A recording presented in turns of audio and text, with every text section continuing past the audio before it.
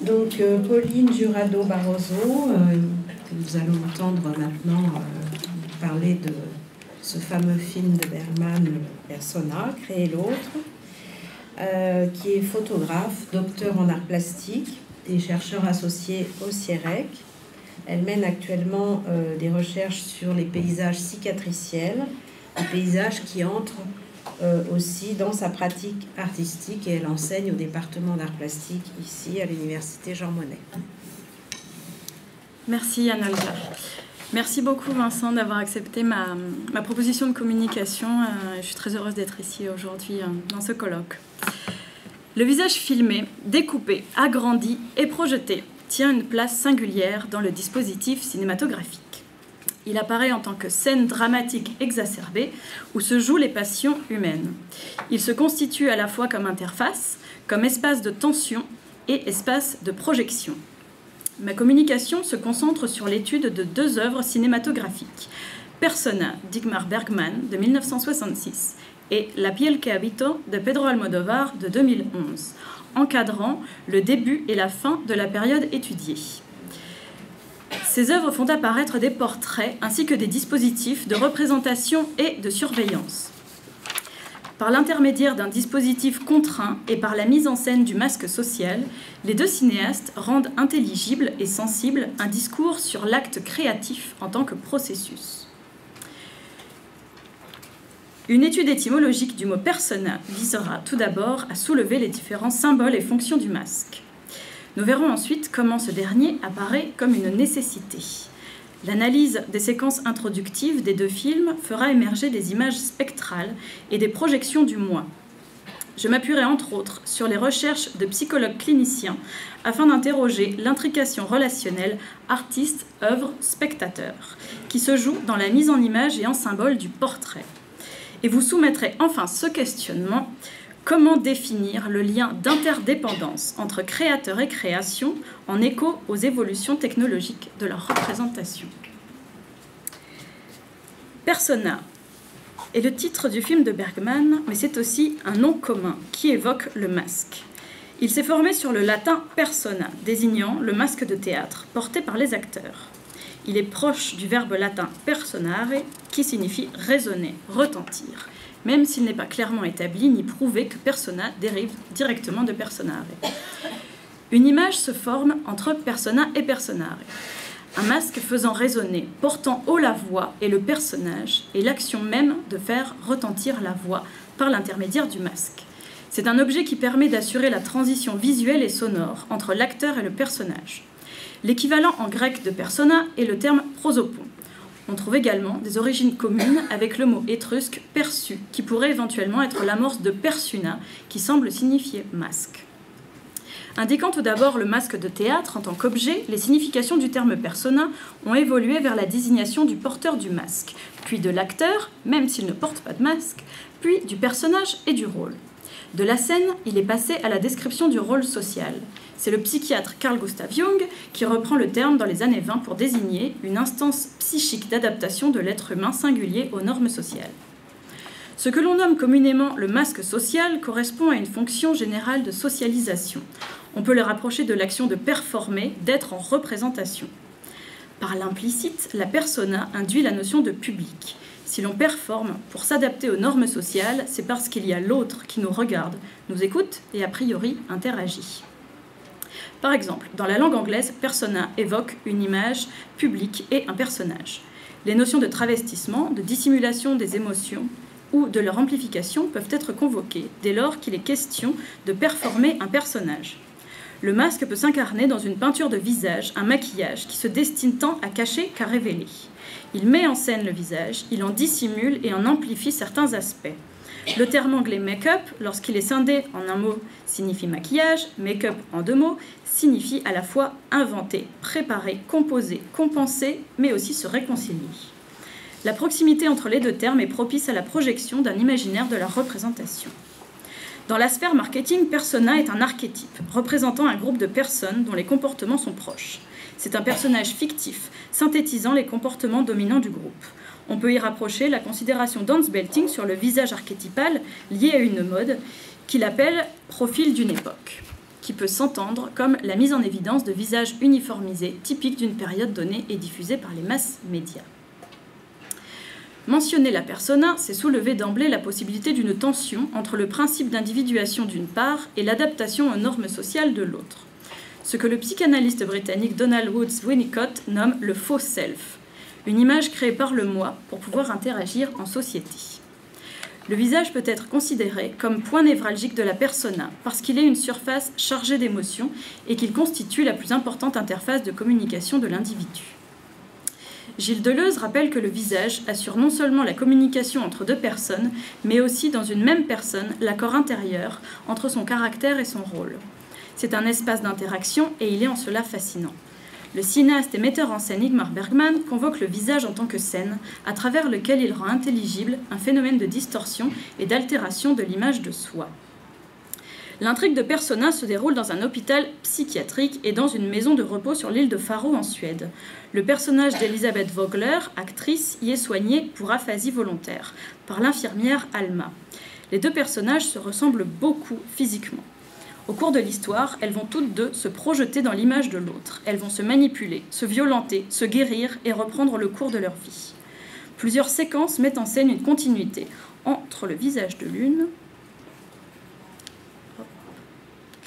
et le corps de l'autre, comme si elles ne formaient qu'une entité, jusqu'à ce moment culminant où les deux visages fusionnent pour former une créature née du désir de Bergman et rendue possible par la technique cinématographique. Deux séquences filmées en clair-obscur sont révélées sur la même pellicule. La prouesse de Bergman est d'offrir au spectateur la possibilité de scruter un visage nu, bien qu'il soit en représentation. Il réduit le masque au minimum et donne l'illusion d'une authenticité du visage, par opposition à l'artificialité d'un masque visible. L'absence de maquillage, couplée à l'utilisation d'une pellicule noir et blanc, qui oblitère la perception des tonalités de la chair, contribue à l'illusion. Le film, dans son ensemble, nous invite à considérer que la persona n'est pas une entité indépendante des traits de caractère de l'individu, mais elle se crée dans l'interaction. Les acteurs peuvent être considérés comme des professionnels du masque. Ils endossent de nombreux rôles, ils façonnent leurs personnages en collaboration avec les metteurs en scène qui orientent certains choix en fonction de la psychologie et des expériences de l'acteur, et notamment des différents rôles précédemment incarnés. La persona renvoie à cette accumulation de masques imbriqués, mémorisés, dont l'acteur peut difficilement se défaire et qui les accompagne d'un rôle à l'autre. La difficulté de se dessaisir du masque est le syndrome du personnage d'Elisabeth Vogler. Bergman tient un discours sur l'enfermement dans la persona. Ici. Non, ça va, merci. À travers le personnage du psychologue qui traite la patiente. Voici un petit peu ce qu'il lui raconte, je vous laisse le soin de lire. Il est intéressant de comparer ce texte avec une citation de Bergman lui-même, parlant des relations qu'il entretenait avec sa mère et aussi avec ses acteurs. Ce sont les propos de Bergman. Cette grande proximité s'incarne d'ailleurs dans le nombre important de gros plans de visage dans ses films. On dit de lui qu'il vampirisait ses actrices, nouant parfois avec elles des relations intimes, se nourrissant de leur caractère, de leur morphologie et de leur pouvoir expressif. On remarque qu'il prend plaisir à intriquer étroitement les situations personnelles aux situations mises en scène. La persona devient un matériau qu'il façonne. Alors, je pense que je n'aurai pas le temps de vous passer la séquence introductive de Persona, donc je la découpe en quelques photogrammes. Le film s'ouvre sur une séquence introductive pré-générique qui figure les supports techniques du cinéma, dont la lampe à incandescence du projecteur, la pellicule défilant vivement et l'amorce. On perçoit d'emblée une fascination pour les objets techniques représentant le cinéma en tant que support d'expression. Bergman fait part de son profond attachement à ces objets et au plaisir qu'il prend à les observer de près. Il les met en scène, les valorise et invite le spectateur à les regarder d'un autre œil. Son autobiographie relate qu'il possédait un cinématographe sous forme de jouet avec lequel il s'enfermait dans le placard où ses parents avaient pris l'habitude de le punir. Il l'allumait, tournait la manivelle et s'émerveillait de voir par la projection d'une image un personnage se mouvoir par ses actions. La particularité de Bergman est d'inscrire dans une peinture quasiment balsacienne la description d'un itinéraire d'enfance. Comme le dit Jacomon, l'enfance qui perdure, celle dont on est nostalgique. Il s'agit de ne pas oublier qu'on a vu le monde par des yeux d'enfant, avec une teinte et une allure irremplaçables, et de faire cependant l'impossible deuil de cette époque. Ce retour sur soi est implicitement représenté dans Persona. Dans la séquence suivante, la description d'un lieu se dessine, faisant préfigurer l'intrigue. Un parc, une grille, une morgue, des gros plans de visage d'un vieil homme et d'une vieille dame allongés. Les plans sont fixes, il n'y a pas de mouvement. Le son et les analogies formelles assurent la liaison entre les images. Amas de neige, forme du menton, ligne d'horizon d'un visage allongé. Un enfant apparaît et le trio se forme. On est dans un schéma parental. Des yeux s'ouvrent, le corps du jeune homme adolescent s'anime. Il n'a rien à faire dans une morgue, il n'est pas à sa place. Il se tortille dans les draps puis se relève et commence à lire. Il se redresse, caresse l'objectif de la caméra qui le filme.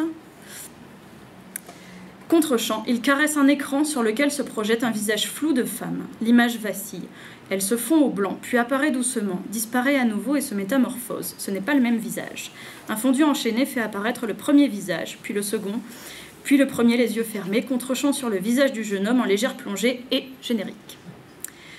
Selon Gilles Deleuze, le gros plan de visage introduit une démesure du rapport d'échelle entre visage et corps et conduit à la perte de repères. Le portrait fait fonction de transport du visage. Il travestit les traits physionomiques en semblant de signification. Le visage féminin dans cette séquence est effectivement visagéifié.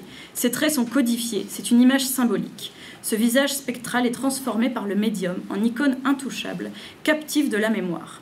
C'est une image mentale que regarde l'enfant avec laquelle il cherche à entrer en contact physique. Il ne peut cependant que se satisfaire d'un effleurement de l'écran de projection. Son geste fait apparaître l'illusion. Dans Le Moi sublimé, psychanalyse de la créativité, Jean Guillaumin souligne l'importance du réel comme ancrage de la création, c'est-à-dire, je cite, l'enracinement ou repiquage dans une certaine réalité extérieure avec laquelle l'imaginaire doit précisément faire corps. L'autobiographie Laterna Magica de Bergman nous apprend qu'enfant, le petit Igmar jouait dans le parc d'un hôpital, que sa mère était infirmière et que la cuisinière qui travaillait pour sa famille s'appelait Alma. On peut dès lors supposer que le personnage d'Alma peut évoquer une personne réelle, que la morgue et l'hôpital sont des lieux symboliques mais aussi familiers. Cette séquence introductive fait apparaître un dispositif relationnel avec l'écran comme seule surface d'interaction et de communication. Elle indique d'emblée au spectateur qu'il est question d'un discours sur le médium lui-même et de la relation qui lie le cinéaste à ce médium. On peut d'ores et déjà s'interroger sur le processus créatif d'Ingmar Bergman et émettre l'hypothèse que la création a pour lui fonction cathartique, ou ce que Freud appelle la sublimation. L'artiste rejoue des scènes vécues, met en scène des traumatismes afin de les surpasser. Deux chercheurs contemporains en psychologie clinique, Alexia Jacques et Alex Lefebvre, ont observé une similarité entre l'expérience du petit enfant dans la relation à sa mère et l'expérience de l'artiste dans le temps de sa création. Ils rappellent l'importance des stimulations maternelles, toute première interaction de la vie d'un nourrisson, qui permettent le développement de l'ébauche du moi et influencent le travail de pensée créatrice. C'est dans cette interaction que se forme la première image du moi. La créativité s'enracine dans cette relation première et se situe à l'interface, puisqu'elle met en jeu le sensoriel et le signifiant, le corps et le pensée, l'archaïsme et sa représentation. Nous allons voir à présent comment ces éléments de psychologie nous permettent de pointer et d'analyser les représentations du moi artiste dans les œuvres de Bergman et de Pedro Almodóvar. Le film La piel que habito s'ouvre sur une séquence générique que je vous ai grossièrement résumée ici en quelques photogrammes, et je m'en excuse vraiment, et qui figure de nombreux symboles et présente d'emblée au spectateur que les enjeux du film se situent dans la complexe représentation du moi dans l'interaction avec l'autre. Cette séquence présente le décor à l'aide de quelques plans fixes, travelling et panoramiques sur un paysage rural près de Tolède. L'espace se réduit à une propriété, un manoir et enfin une pièce que vous voyez ici. D'abord de l'extérieur et puis de l'intérieur. Le lieu est clos, fermé par des grilles, des fenêtres et un dispositif de vidéosurveillance avec interphone. Le personnage principal apparaît enveloppé dans une combinaison qui se présente à la fois comme un vêtement de soin, un pansement, une peau artificielle mais aussi un masque. Les notions d'habiter un corps et d'habiter un espace par la contrainte sont mises en image à travers l'enveloppe peau, le dispositif de vidéosurveillance et la captivité. Dans une position de yoga, elle cherche l'équilibre entre le canapé, le sol, le mur, la caméra, les livres, entre contrainte et émancipation.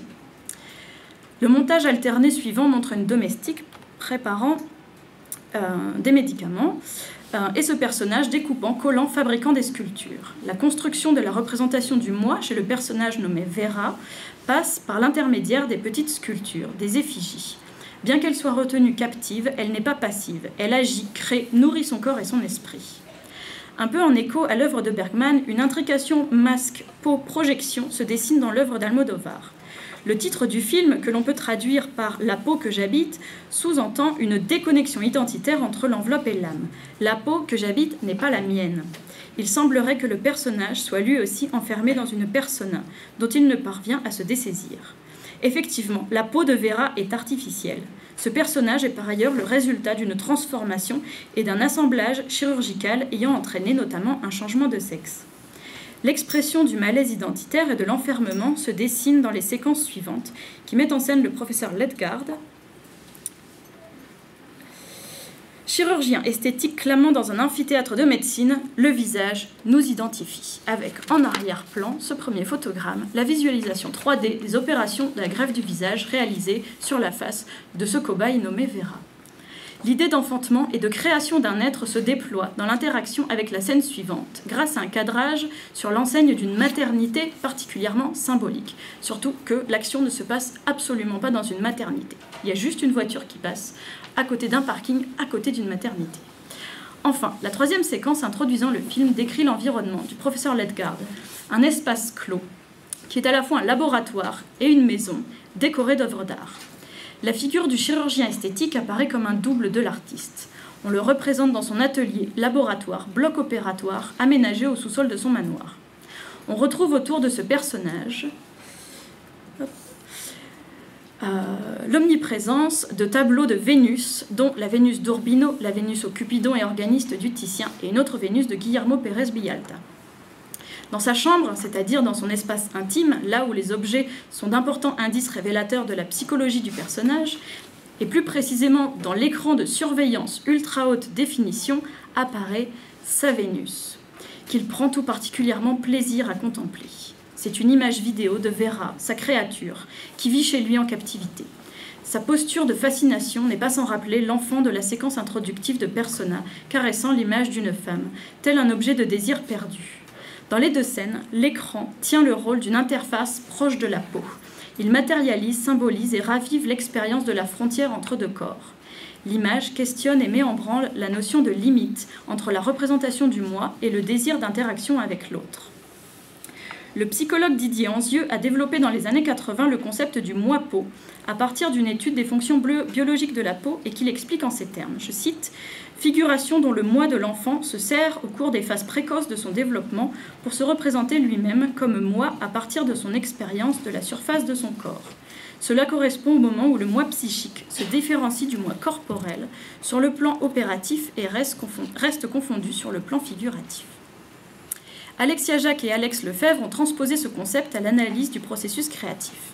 Ils ont décelé une analogie entre la figure de la peau et la toile du peintre, puisqu'il s'agit d'une surface de séparation et de contact, mais aussi une limite, arrêtant le mouvement projectif. Selon eux, la toile du peintre peut constituer métaphoriquement un moi-peau et exercer les fonctions similaires. Le travail de création permet de trouver un enveloppement primaire, de se reconnecter à l'objet de désir premier. Il a aussi fonction d'individuation et vise à exprimer le désir d'exister. En effet, l'enjeu de la création peut se situer dans l'enjeu de sa propre création et de la définition d'une nouvelle identité. Autrement dit, l'œuvre d'art permet à l'artiste de restaurer sa propre image. Cette dernière enveloppe contient, colmate, étaye, tisse, recoue et rapièce de ses mailles les zones de fragilité du moi-peau du créateur. On peut, à la lumière de ces théories, interpréter la scène de contemplation comme portrait du moi artiste et estimer que cette mise en scène fait fonction de métaphore. Elle permet à Pedro Almodóvar d'exprimer la relation complexe qui le lie à son œuvre. C'est une relation d'amour et de contrainte. On parle bien de contrainte de création, mais aussi de rejet et de désir, qui dans le cas extrême, voire peut-être pathologique, de ce chirurgien, vire à l'obsession. Ce personnage, qui représente le double de l'artiste, se dispute avec sa créature, la rejetant parce qu'il la désire. Par l'intermédiaire d'un langage symbolique, identifiant l'œuvre comme une interface qui reçoit la projection du moi artiste, le film porte un discours critique sur cette relation autoréflexive.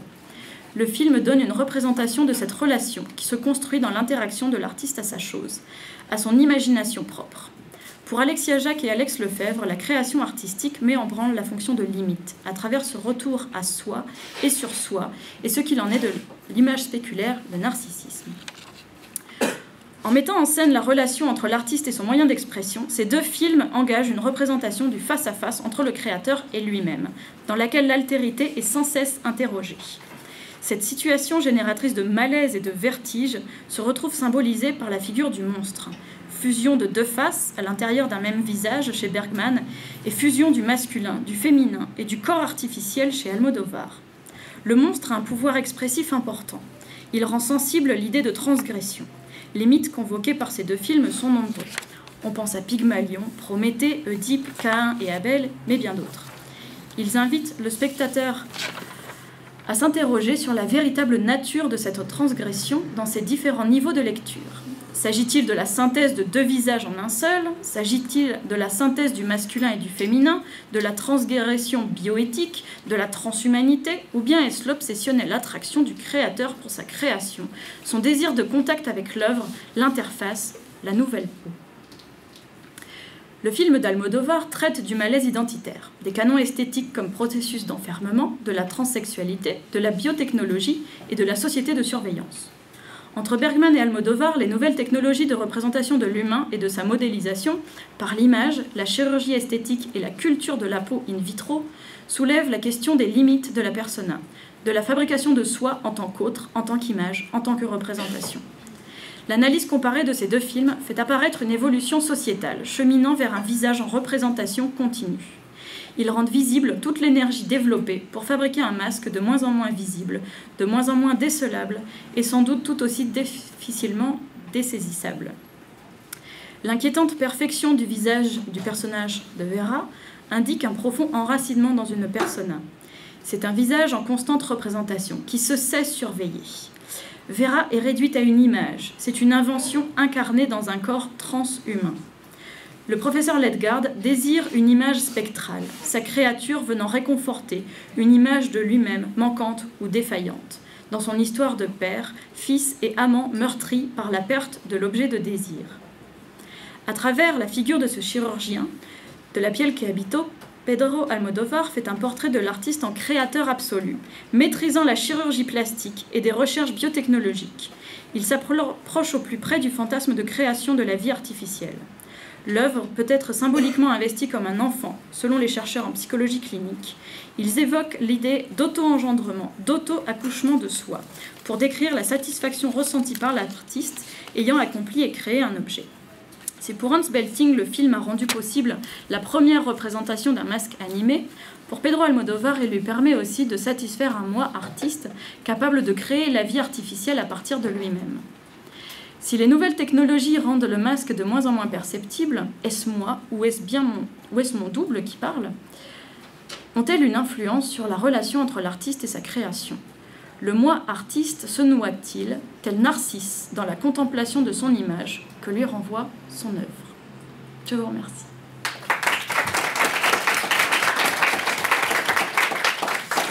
Merci beaucoup, Pauline. Alors, on a un peu de temps, 5 minutes pour les questions.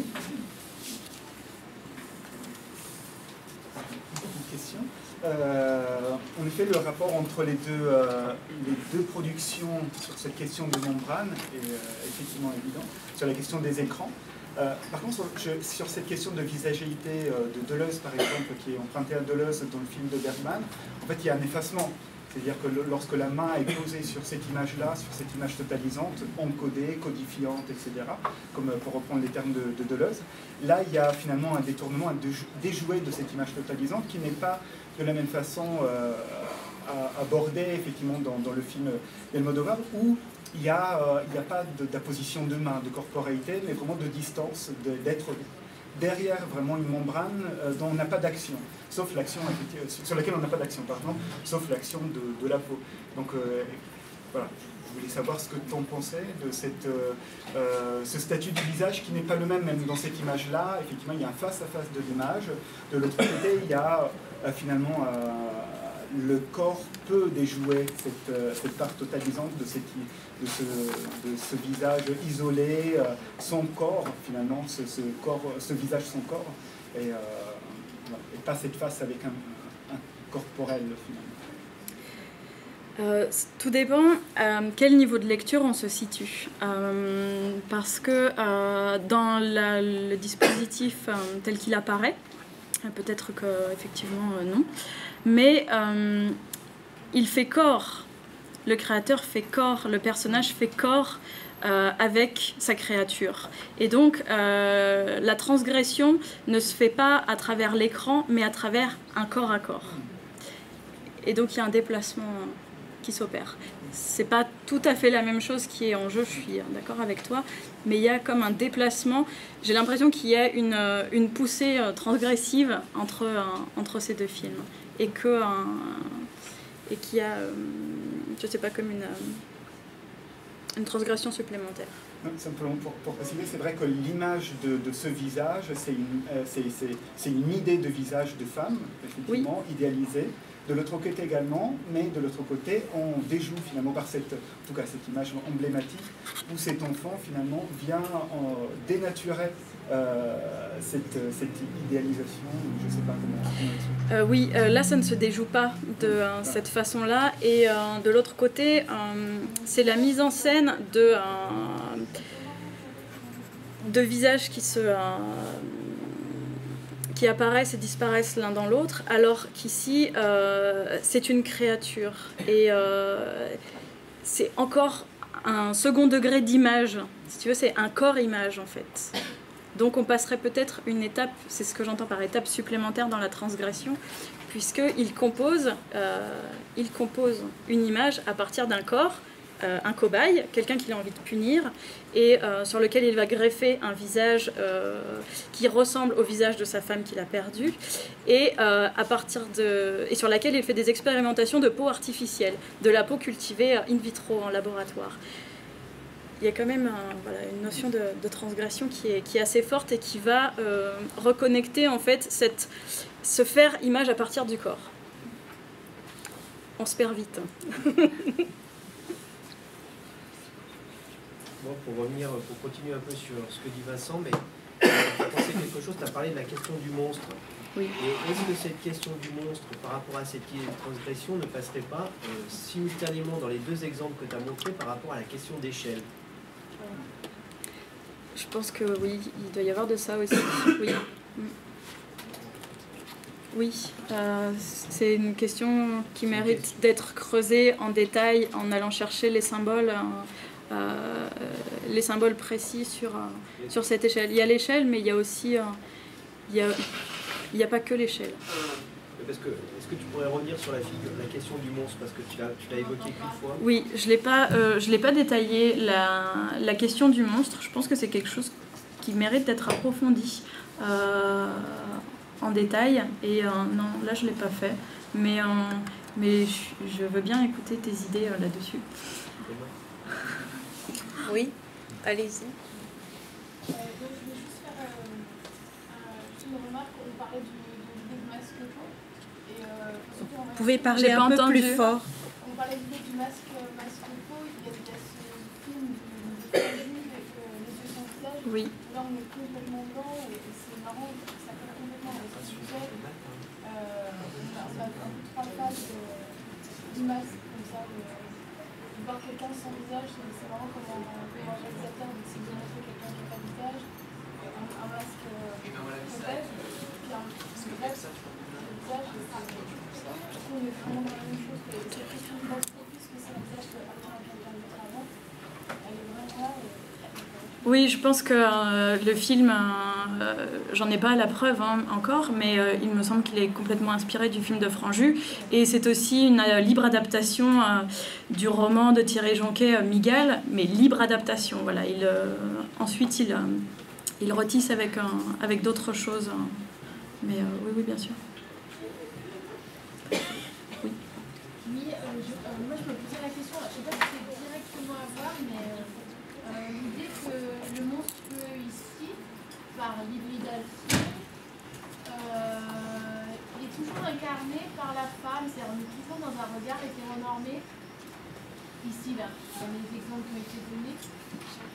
C'est-à-dire qu'on est la machine, ou les manipulations génétiques, ou les surcouches, ou l'incarnation, elle se fait toujours l'autre, c'est un élément féminin.